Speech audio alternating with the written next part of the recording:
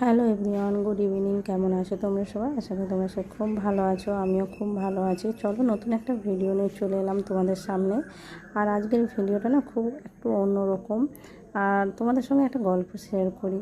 আর দেখতেই পাচ্ছ তোমাদের দাদাভাই আমি একটু ঘুরতে বেরিয়ে পড়েছি সাইকেল নিয়ে। মানে প্রায় 12 বছর পর তোমার দাদাভাই সাইকেলে করে নিয়ে আমাকে ঘুরতে বেরোচ্ছে।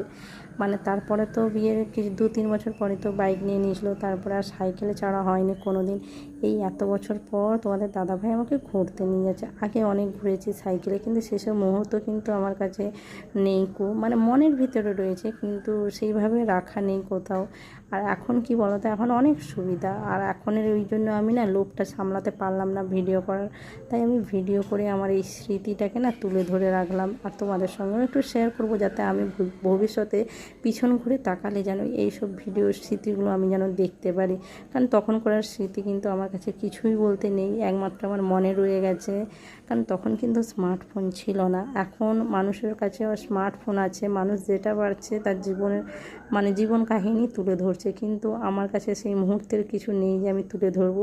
তাই এখন যেটাই করি আমি তুলে ধরার চেষ্টা করি, যাতে তোমাদেরও ভালো লাগে আর আমিও ভবিষ্যতে যেয়ে করে দেখতে পারি।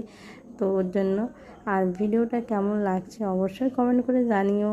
আমি জানি যে ভিডিওটা সেরকম একটা খাস না, তোমরা বলবে হ্যাঁ সাইকেলে চড়ছে সেটাও আবার দেখাচ্ছে, কিন্তু আমার কাছে খুবই দামি। তো এই মুহূর্তটা তার জন্যই আমি ভিডিও করে রাখলাম আর তোমাদের সঙ্গেও শেয়ার করলাম, যাতে আমি ভবিষ্যতে দেখতে পারি তার জন্য। তো চলো ভিডিওটা এখানে অবধি। ভালো লাগলে লাইক কমেন্ট শেয়ার করেন। টাটা।